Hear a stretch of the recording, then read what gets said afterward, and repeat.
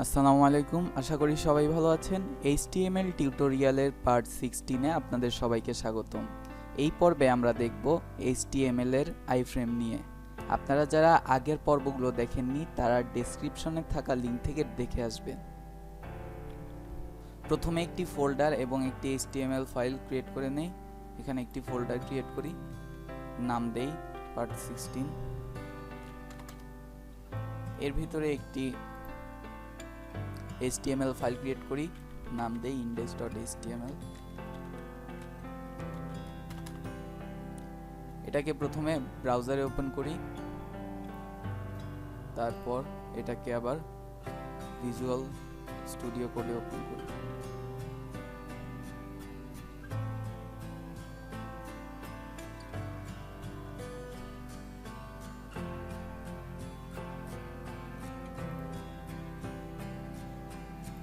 তো প্রথমে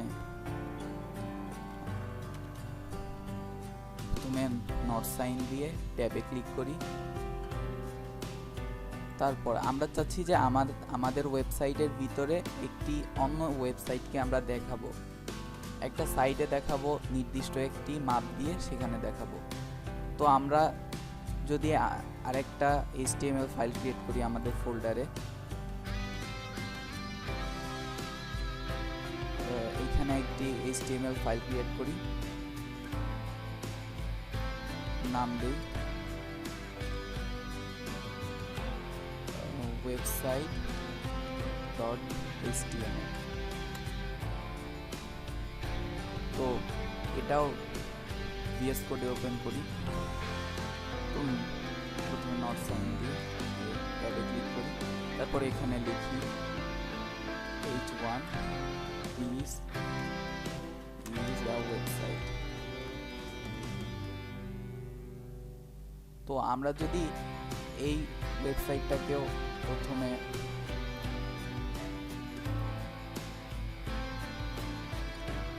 আমরা এই ওয়েবসাইটটাকেও গুগল ক্রোমে ওপেন করি।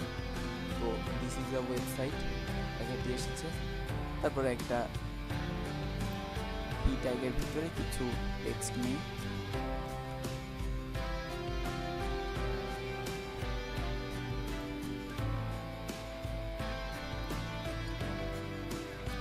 এখন যদি ব্রাউজারে গিয়ে রিলোড দিই তাহলে এরকম এসেছে। তো আমরা চাচ্ছি এই সাইটটাকে আমরা আমাদের index.html এই পেজটাতে আমরা দেখাবো। তো দেখানোর জন্য প্রথমে আমাদের এই index.html ফাইলের মধ্যে একটি ট্যাগ ইউজ করতে হবে, সেটা হচ্ছে iframe নাম। তো এখন src অ্যাট্রিবিউটের ভিতরে আমাদের এই প্যাথটি বলে দিতে হবে কোন ডিরেক্টরিতে আছে এই ফাইলটি। তো আমরা যেহেতু সেম ডিরেক্টরিতে আছে তাই আমরা লিখি website.html। তো এখানে কিন্তু এসেছে আমাদের website.html ফাইলের ওয়েব পেজটি। তো এখন যদি আমরা এটাকে বর্ডার দিতে চাই তাহলে ফ্রেম বর্ডারে 1 দিব। এখানে একটি বর্ডার এসেছে, আমরা যদি 2 দেই বর্ডারটা আরেকটু বাড়বে। তো আমরা বর্ডার দিলাম না।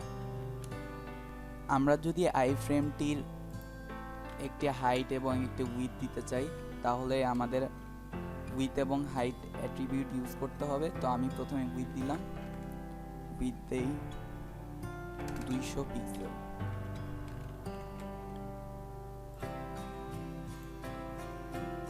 তো এখানে কিন্তু একটু বেশি ছোট হয়েছে, তো আমরা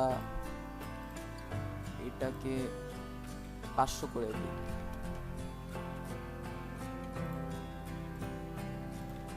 তো এখানে যদি দেখি এটা কিন্তু আরো বড় হয়েছে।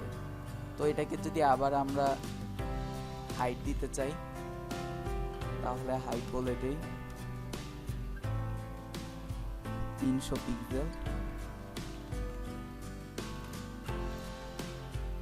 এখন কিন্তু দেখা যাচ্ছে যে আগে যেরকম স্ক্রল করতে হতো এখন কিন্তু হাইট বেশি হওয়ার কারণে একদম ফিট হয়ে গিয়েছে। এখন আমরা চাচ্ছি যে অন্য একটি ওয়েবসাইটকে আবার আমরা আমাদের ওয়েবসাইটে অ্যাড করব আইফ্রেমের মাধ্যমে। তো আমি একটি বিয়ার ট্যাগ নিয়ে গুগল ক্রোমে যাই, তারপর লিখি প্রথম আলো। তো আমরা চাচ্ছি এই ওয়েবসাইটটাকে আমরা আমাদের ওয়েবসাইটে আইফ্রেমের মাধ্যমে দেখাবো। তো প্রথমে লিঙ্কটা কপি করে নিই। তো এরপরে আমরা আরেকটি আইফ্রেম, এর ভিতরে আমরা এসআরসি অ্যাট্রিবিউটের ভিতরে আমরা লিঙ্কটি পেস্ট করে দেই। তো এখানে আমরা একটি উইথ দেই,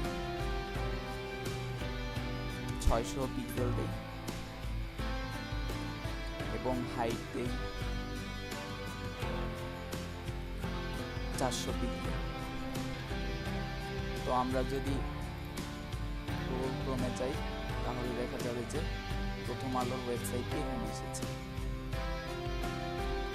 আমরা যদি একটা ইউটিউব ভিডিওকে আমাদের ওয়েবসাইটে দেখাতে চাই তাহলে আমাদেরকে যা করতে হবে, প্রথমে একটি ভিডিও নিয়ে নেই, এখানে লিখি প্রোগ্রামিং উইথ মশ।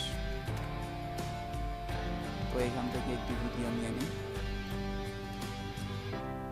তো প্রথমে আমাদের ভিডিওতে যেতে হবে, তারপর শেয়ার বাটনে ক্লিক করতে হবে, তারপরে এখানে ক্লিক করতে হবে। তারপর দেখা যাবে যে এই কোডটি এসেছে, এই কোডটি আমরা কপি করব। তারপরে হচ্ছে আমরা আমাদের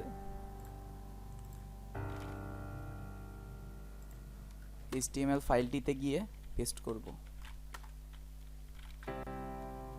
এখন যদি আমরা আমাদের ওয়েবসাইটে যাই তাহলে দেখা যাবে যে ইউটিউব ভিডিওটি আমাদের ওয়েবসাইটে এসেছে। আমরা এর হাইট উইথ বাড়াতে পারি অথবা কমাতে পারি। যদি আমরা এখানে আসি তো আমাদের প্রথমে খুঁজতে হবে যে হাইট এবং উইথ কোথায় আছে অ্যাট্রিবিউটটি। তো এখানে আছে। এখানে যদি আমি 800 করে দেই এবং হাইটটি করে দেই 500, তো আমরা যদি ওয়েবসাইটে গিয়ে রিলোড দেই তো দেখা যাচ্ছে যে আইফ্রেমটি আরেকটু বড় হয়েছে। আজকের ভিডিওতে আমরা দেখলাম আইফ্রেম নিয়ে কিভাবে কাজ করতে হয়, আমাদের ওয়েবসাইটে কিভাবে আমরা আইফ্রেমের মাধ্যমে অন্য একটি ওয়েবসাইট অ্যাড করতে পারবো এবং ভিজিটররা সেটি দেখতে পারবে। আজকের ভিডিও এ পর্যন্তই। আমার ভিডিও ভালো লাগলে লাইক দিবেন এবং আমার চ্যানেলটি সাবস্ক্রাইব করে সাথেই থাকুন। আর আপনারা যারা আগের ভিডিও দেখেননি তারা ডেসক্রিপশনে থাকা লিঙ্ক থেকে দেখে আসবেন, তাহলে আজকের ভিডিওটি বুঝতে অনেক সুবিধা হবে। ধন্যবাদ।